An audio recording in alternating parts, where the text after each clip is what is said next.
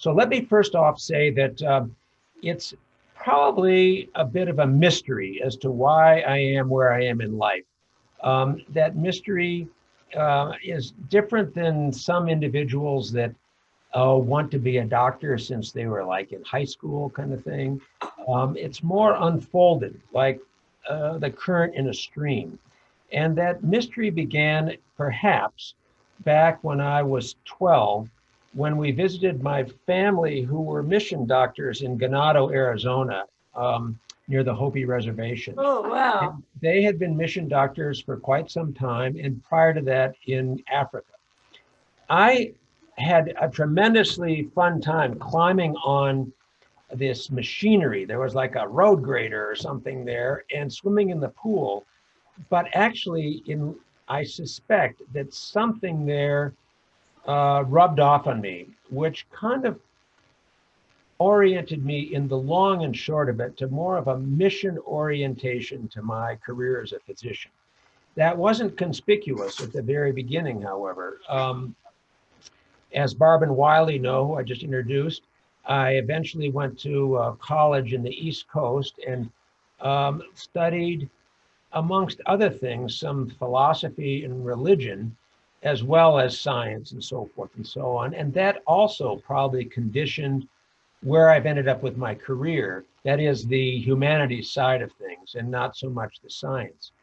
Nevertheless, like a lot of young people, I was enamored with the the hubbub of being a frontline physician in the early part of my career. And that career took me to Detroit, into Detroit Receiving or Detroit General Hospital, which was a very impactful experience in that it was not theoretical. It was totally hands-on, knife and gun club, a lot of unfortunately blood and guts, and a lot of very acute care, but very human oriented, different than, let's say, the kind of care that is delivered even at the Mayo Clinic, which is really kind of remote from the patients. It's more, there's a sort of a veil, you might say, between the providers and the patients. Whereas in Detroit, we were it, even as students, there was nothing else. And later, after doing my residency, I went into the Indian Health Service and served in White River, Arizona, which some of you know is the White Mountain Apache tribe. It's a beautiful country, but similarly, it was very individual and patient oriented. There was no backup, no one to help us. I took care of everything that walked in the door, delivered a lot of babies, had a guy commit Harry Carey and come into the ER that way, fractures, young children, children dying of diarrhea, et cetera, et cetera. So the point I'm trying to make is that similarly, that was a very compassionate type of healthcare we were delivering.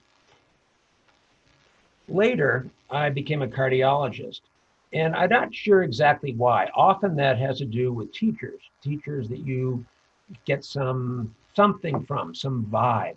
And weirdly, that occurred at a time when in cardiology, you couldn't do anything. It was like ridiculous.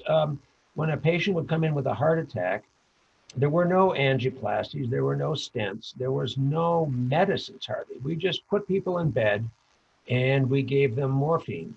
And that's about all you could do at the time. So why I went into cardiology isn't totally clear, because it wasn't such a rock star orientation at the time. But maybe I smelled that things were going to change, because cardiology soon became what I call frontier medicine.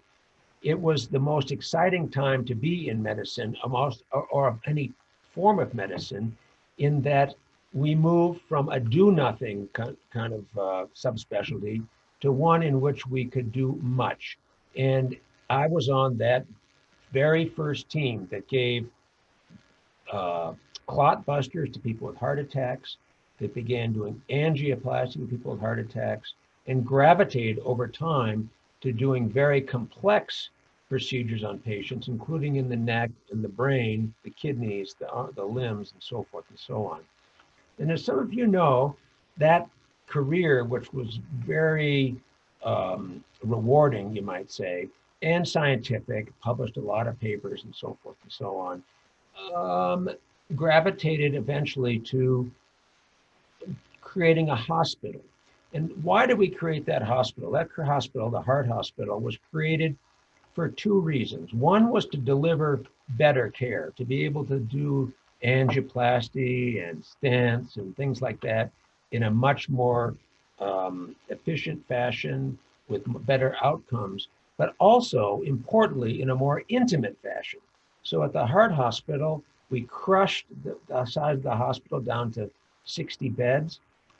We were able to, as physicians, know everybody, knew all the staff, knew the kitchen staff, knew the house cleaners, and it became a real family, which kind of, in my mind, resonated again back with some of the genesis of my involvement in medicine.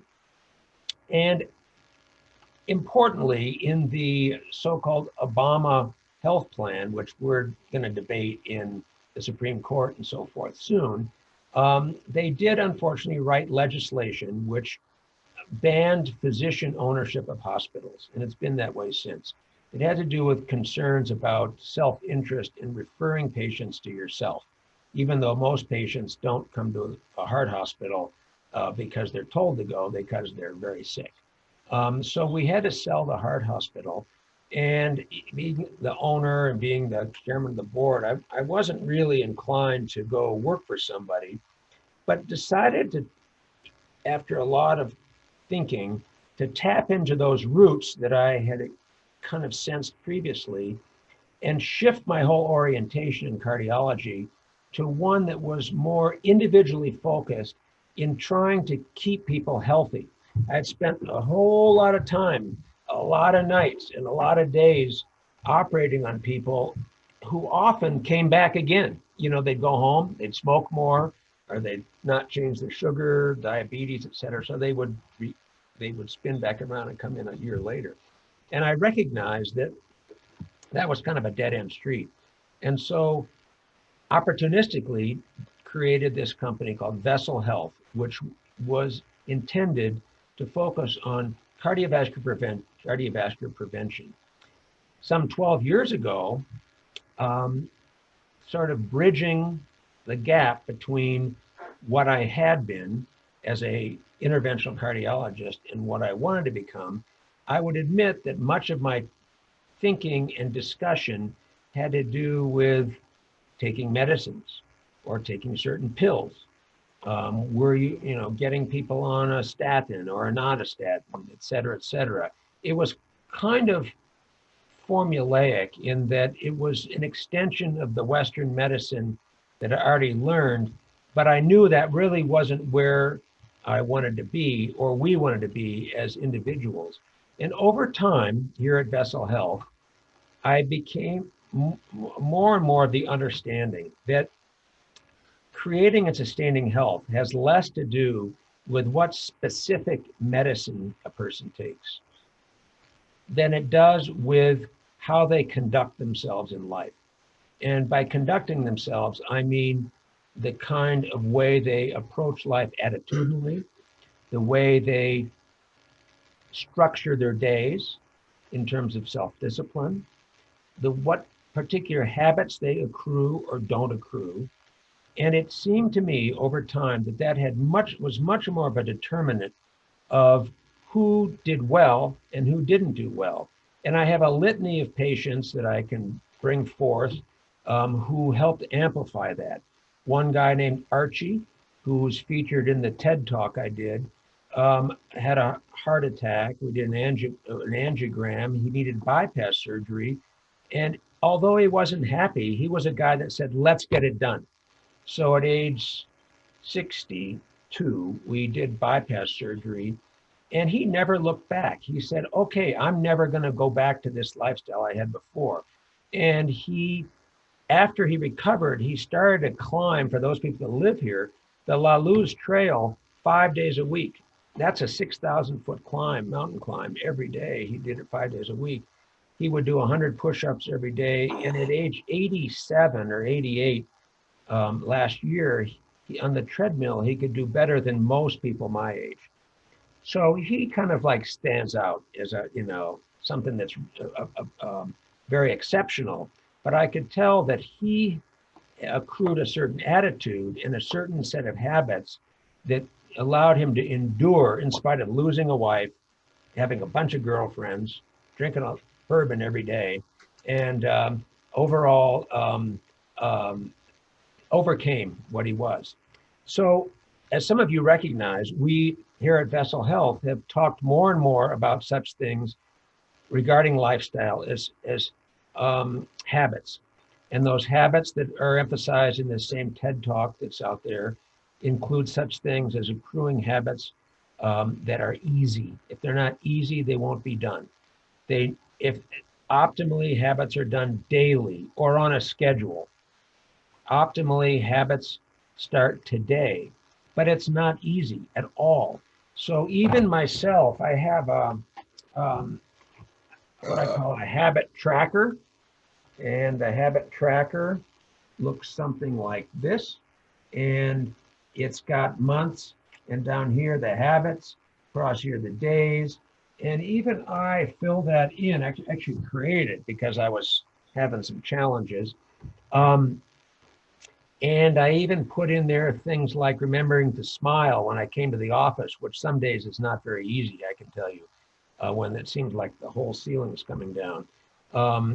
Or drinking a protein smoothie or protein shake on Monday, Wednesday, Friday. Not drinking any alcohol on Monday, Tuesday, or Sunday, Monday, Tuesday, Wednesday. Things like that in this habit tracker that helped me accrue certain habits, and they wax and wane, and stick with them. Because in medicine and in health, habits are not like a light switch where you turn the switch on and the lights stay on for good until they're turned off. These habits need to be reinforced often, often, often. And some say, habits require about 30 days to really take traction and get roots. In health, I think it's a lifetime. You can do 30 days of a protein smoothie Monday, Wednesday, Friday, and still go, oh man, I got to do a protein smoothie today, and I just want to walk out the door or something like that. So in health, it's a little bit challenging, and so habits are a problem. So to segue to this book, I had tie into some habits. This is an interesting story. As some of you know, I was the president of all the doctors in Albuquerque, New Mexico for several years. And I had to write a column. I wrote a column monthly when I was president-elect, for the years I was president, and when I was the immediate past president. So every month I would have to come up with a topic and write something that I thought would be of interest. Now, stupid me, after I left, they decided that you didn't have to do that anymore. So nevertheless, I got in the habit of writing a column every month, and I would do that in the early morning. And combining that particular habit with this notion that I had learned about the importance of how we think as a discriminant of our health, I began to write on various life topics that seemed to me to be challenges for all of us, or at least some of us. And by challenges, if you read the book, and I'll talk a little bit about it, I wouldn't all call them like earth-shattering. This is like the toughest hill to climb I've ever climbed in my life. Some of them are actually kind of minor, and yet they impute a certain thinking or a certain approach that is universal to all of them. So I wrote initially 25 chapters with a bunch on reserve that cover a variety of life topics. And rather than talk about ones that are really challenging, I'm going to someday, like death or romance or separation or loss or things like that. Some of them seem kind of trite or trivial. Like there's a discussion of how we approach the weather. And weather, from Barb and Wiley, they may know well, isn't always perfect in Maine. And curiously, it's more perfect here in New Mexico, but because of it's so often good, it can be a problem when it's bad. All right, like, oh my God, I need to be outdoors working on this, and I can't because it's pouring rain. So the weather is a curious topic, and I have a list of them that I want to talk about more. So I wrote about 25 life challenges, and I did it in a little bit of a similar fashion where I teed up some concepts and then in the finale proposed some potential solutions, and I proposed a tagline that would go along with that. So, for instance, there's a fun chapter, I think, on chores. And it begins, these are all very short, and I would admit that, and there's a little bit embarrassing as such. And yet I felt that if I yacked too much about these, it would be exhausting. So that the tagline for the one about chores is "It's all got to be done."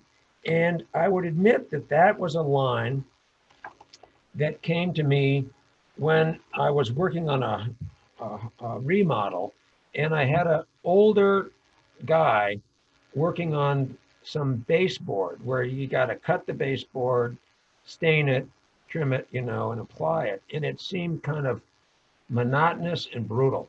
And I came to him and I said, Rich, God, I'm so sorry that you're having to do this menial, difficult task at age. He was 84, 83, I think. He goes, well, it's all got to be done, implying that we're not in a position always to discriminate what we want to do and what we don't want to do. Some of it is all got to be done. And so the topic of chores, which have some value to us, I wrote in a fashion and threw in a tagline that's kind of memorable, you might say. But as I wrote on, I recognized that I was kind of tiring almost of my own kind of preaching, or uh, um, my own interpretation of how people should solve their own problems, and recognize that even for myself, when I read in the morning. I read in the morning every day till I come to work. I start at 7. I've done at 8. I read stuff or I write every morning. It's my discipline, and I recognize that so much of what I read, if it's a self-help kind of thing or has some advice, I never do it. Okay, it always goes right over my head. So I decided to write this a companion workbook, which I wrote as a journal. And so, again, the first book on life, thoughts on life challenges, short, and then put together this workbook called On Life Journal, a companion workbook. And I personally believe this is the better of the two books. In it, I tee up each topic, which are the same 25 topics, with a synopsis from the main book. And then I put in a vignette about my own life. That was not easy to do. Okay, that's putting yourself out there, and there's some truth to all of them. But I do that to help ease the reader or writer into their own self-analysis and their own approach to these things. So then I asked the individual to write their own story in a very short fashion, to say something, to put something down. It doesn't have to be like a masterworks, okay? If it's chores, it could be like, I hate doing the dishes. I hate doing the dishes. Okay, so fine, put that down. I hate doing the dishes. And then I put in a section for a person to reflect on why. Why do you hate doing the dishes? What is it about that? Okay, and like 3 reflections that someone can think about and start to tease that apart. My mother always made me do the dishes. Um, my husband always ditches me and makes me do the dishes. My wife always goes and, smokes a cigarette while I do the dishes. I don't know what, something like that. And then I also added a section to put in some affirmations or self-commitments on how to deal with this in the future, how to deal with chores, using the dishwashing example that a person brings out. Um, what are some commitments? I'm going to consider them just a fact of life. I'm going to consider them an ante that I have to pay to be on the planet until I die. Some things like that one could put down. And then I permit the reader to conclude with their own advice that they would provide to somebody else under similar circumstances. So it'd be like, okay, you are the one that's writing this book. Okay. What are you going to do? How are you going to do that?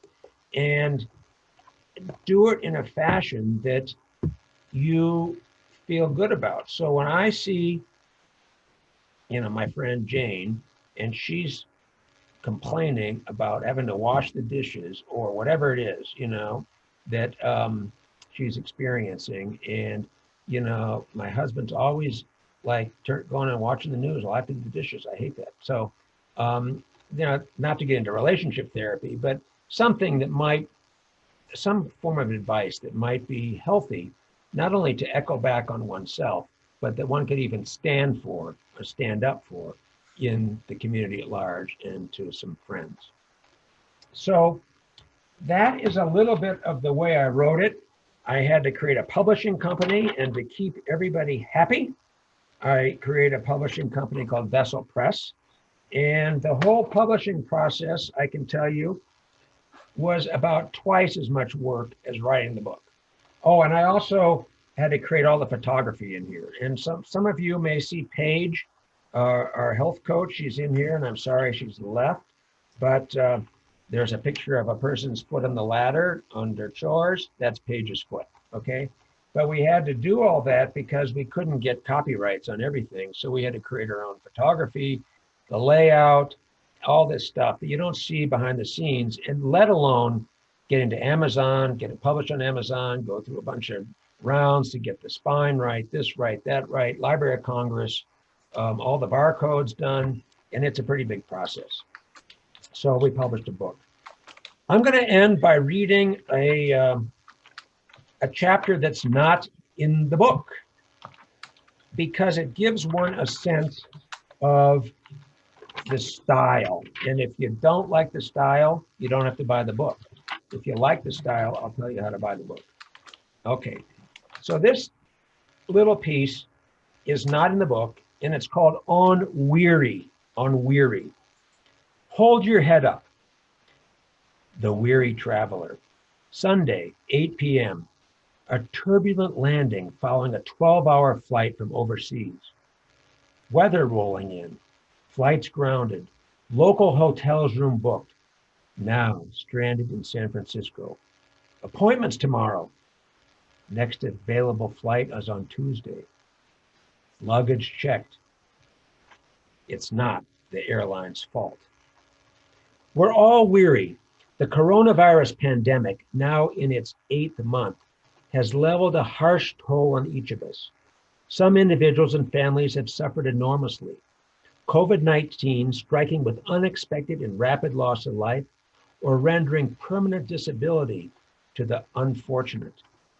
Others have experienced incredible losses of other types, businesses shuttered, eviction from apartments, and perpetual job furloughs. Few have been immune from the virus's effects, with protracted quarantines, disrupted routines, and aborted plans. A gnawing sense of isolation penetrates society. The future looks bleak. Hopes are dashed. We are all weary. Like the weary traveler, though, how do we cope? Weary is a curious word, and there are a few others which well capture all that we are feeling at this moment. Yes, we are anxious, depressed, exhausted, lifeless, as we all struggle through these times. We go through the motions, with muted joy and pleasure. We struggle simply to maintain, but in weary is a word that implies all these characteristics. The weary traveler encounters many obstacles. The weary traveler experiences disappointment. The weary traveler feels anger. The weary traveler feels displaced. The weary traveler may feel tired, drawn, and defeated. But though tempted, the weary traveler cannot quit and return home. The weary traveler must endure and eventually continue her journey. Is that not what we're doing during this pandemic?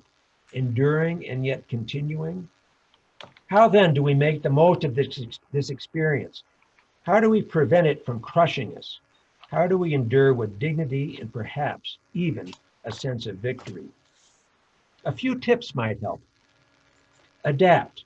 Approach life differently. If off-site work is mandated, embrace it and have fun. If remote learning is required, don't complain. Feel fortunate.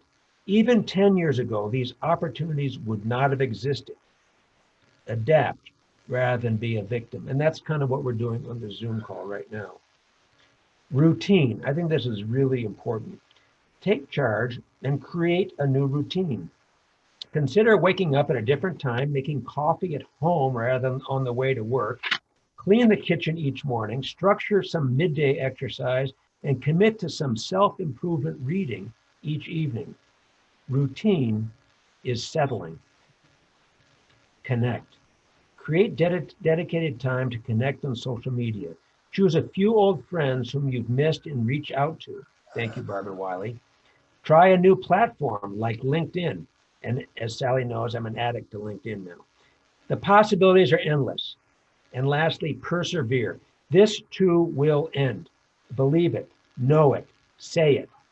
The benefits of a positive attitude are endless. One foot in front of the other. This too will end. We are living in unique times and we're all weary. By adapting, creating new routines, connecting as best we can, and above all, persevering, we, like the weary traveler, will eventually arrive at our destination.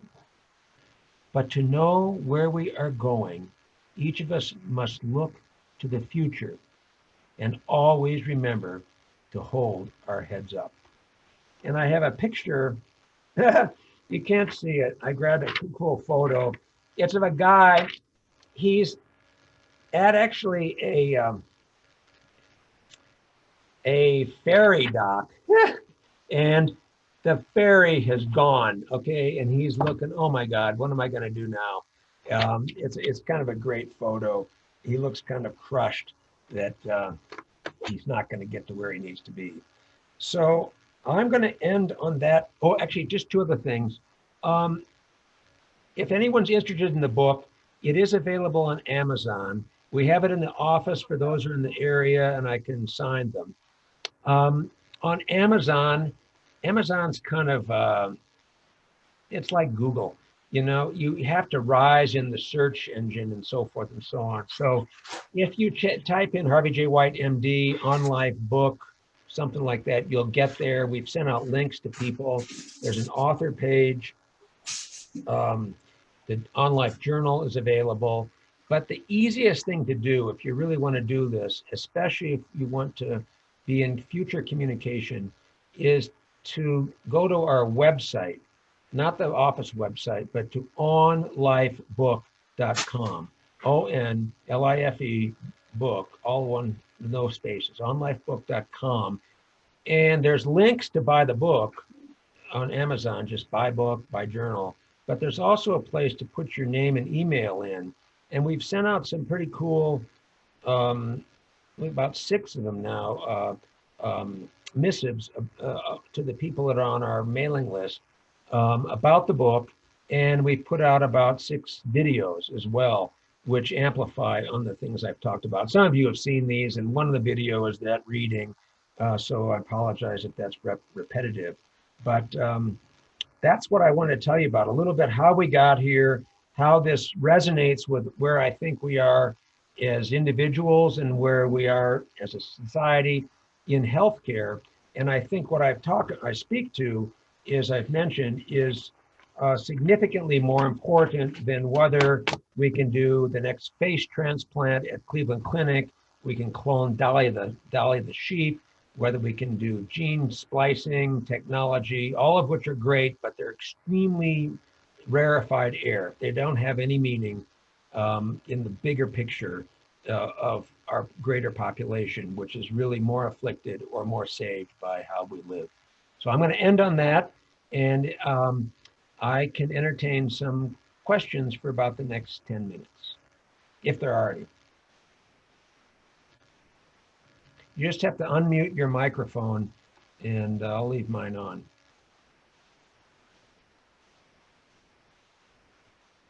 Sally, are you there? Paula, do you have any questions?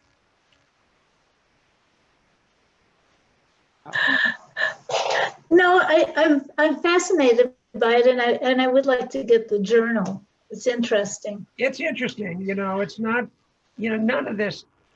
I could have like gone crazy writing and rewriting, okay, to get to what I, you know, like a Michelangelo, you know, smash the plaster cast and start over with your sculpture, and I would never get there. So there is a chapter in the book called Reasonable. What's reasonable? And I think I got to a point of reasonable. Is it like that's like in government? a bit. It's a bit like government. It's sometimes you have to just cut it off and send it out. Yeah, you got to live to fight a future battle. And I may go on to some tougher topics. We'll see. I want to, if I get the energy, I would like to write a book, that a little bit different kind of book. Yeah. So we'll give that a shot. That's great. How about Frank? You have any questions, Frank? You got to turn your mic on. Turn your mic on. No, Frank's talking, but his mic's off. Let me see if I can help. All righty. Let me see if I can help. Maybe. Nikki will help him. Yeah. Is that better? Nikki Yes. to the rescue. Yes, good job. Oh, he did it. Was that clear as mud, Frank? You gotta love this new technology. I like the success chapter. There's some real kernels of wisdom in there. Well, if I got one chapter with some wisdom, that's good. Well, no, I love the book, but I mean, I was reading that one and I reread it and I'm like, I got to ponder on this. Yeah. How about Barb and Wiley from Maine? Are we having lobster tonight, or what are we eating? No, no, we only have lobster when we have company, and we can't have company during COVID. Ah, So, yeah. Did this resonate with anything for you guys? Oh yeah, big Good. time. I can get the book.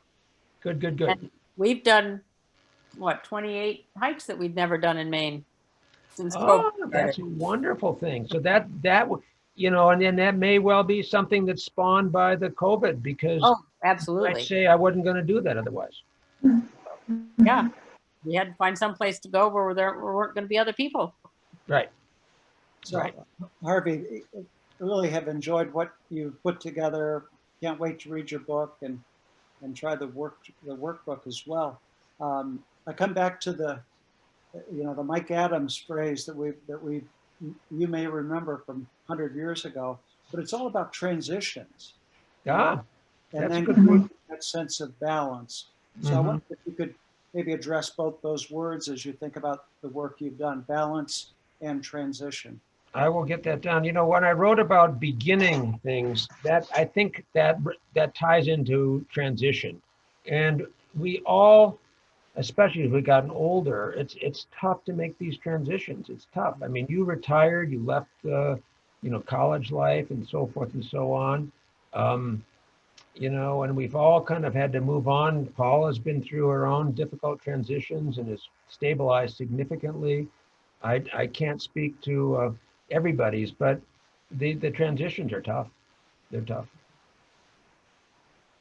I'll think about Well, that. I wanted to thank you too for putting together all the wonderful things on Zoom that I'm now doing meditation every day because of your program. Well, that's So very kind to say that. And that's not that's not me exactly. You it's know, your organization though. this organization, I think we've attracted people that emulate that, and that's good. Yeah. Any other Thank you, questions? Paula. Harriet, Yeah, Joe, the adapting, I think, is really key. say again? Adapting, Mm, the part when you were talking about adapting, because I thought, oh God, I hate this Zoom. But it's a link, right. and it's a link, and I can continue, with the classes and being with different communities of people. Right. I hated it in the beginning, but interestingly, right now, being this like sitting here right now, I'm very focused on each of you, and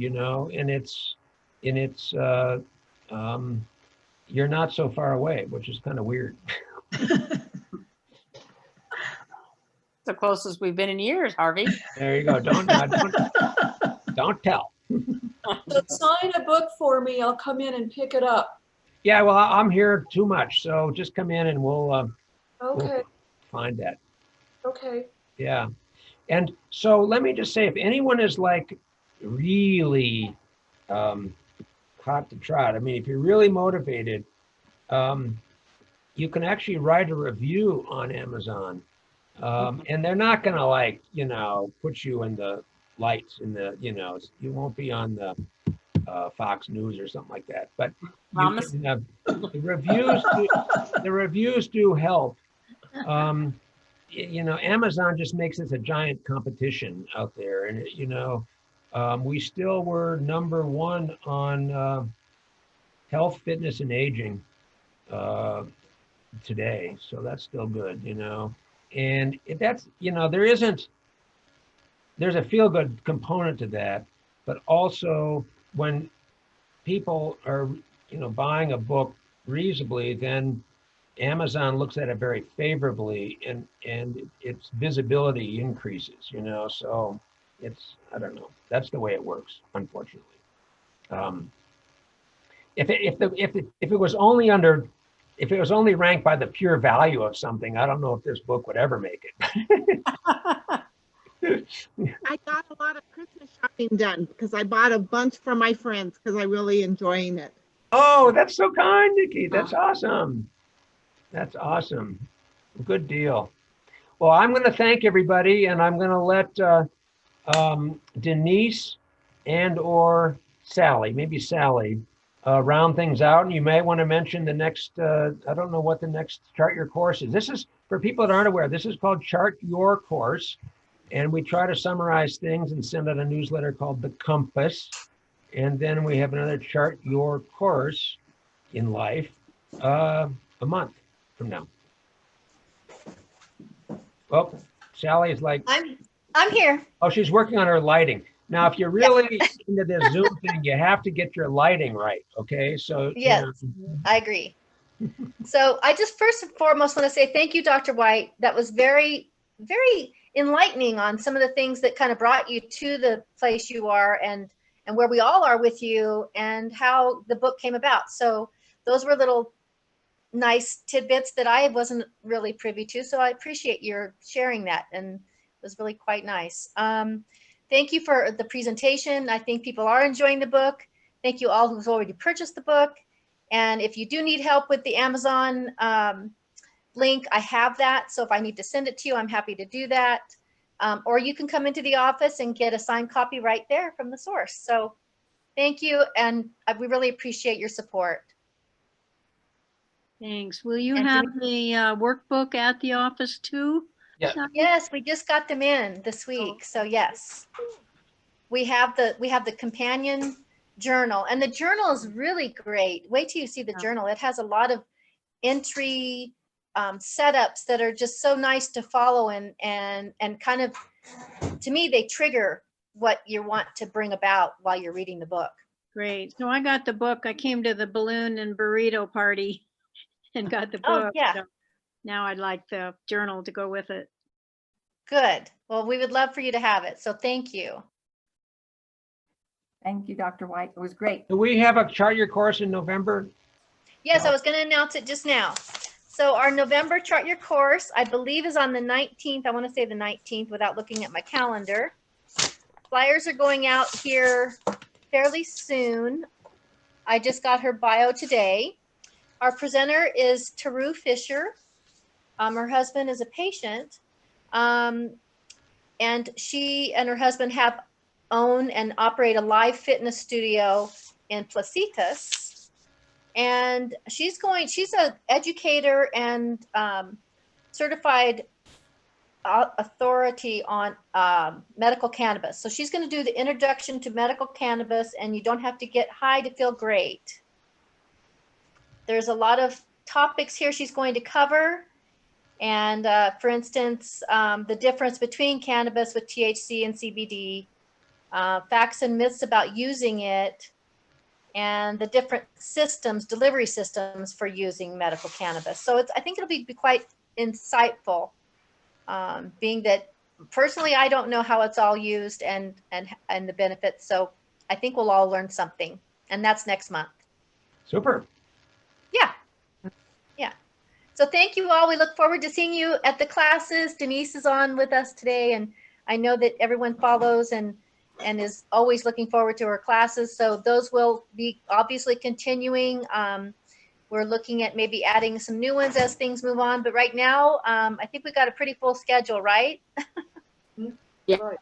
Denise? Yes. Yeah. Okay. Let me So just say, thanks. for those of you that missed Paige, we miss her as well.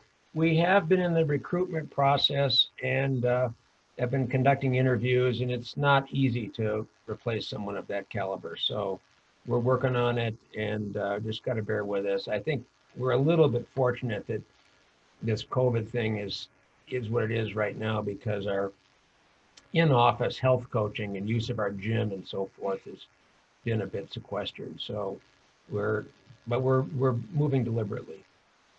So what are the classes that you're referring to? And are they online or are they in Do you want to person? go over that, Denise? Do you want to speak to that by chance? Yeah. We have some great classes. Each morning, Monday through Friday, we do a brief meditation to start the day off positively. And then we have different class offers throughout the week. Monday, we have a sit strong where we do a great exercise class while using a chair to sit in. We have a chair yoga on Tuesday, mat yoga on Wednesday, functional fitness on Thursday, circuit class on Friday, and another chair yoga on Friday. So each day we have some wonderful offerings. Are those online or are they in person? They're through Zoom. Okay. That's So all. if you send Sally or Dr. White your email and you want to be on the list, we can send that link, and you just sign into Zoom and you can join our sessions. Somehow, Barbara, I did note that you are on my email, so I'm happy to send that to you. Okay. Yeah, Yep, I think Wiley is too, actually. great. Then I'll make sure you get it. Yeah, I think all of us that are most Have of us a who are meditation. These are the individuals you'll see in the class. So Okay. Me too. Yeah, meditation, sit strong, yoga. All of Wiley, us actually. yoga. Let me tell you, it has helped me create a routine. It has helped me create a routine. So yeah, the structure, without structure, I think everybody's just totally lost right now. yeah, Yes. been great. They're all really good classes. And if your routine doesn't work and you miss it, they are recorded, right? Yes. they are recorded, and we also have them on our YouTube channel. So you can go to YouTube and watch any of our sessions, or you can find them on the Zoom app.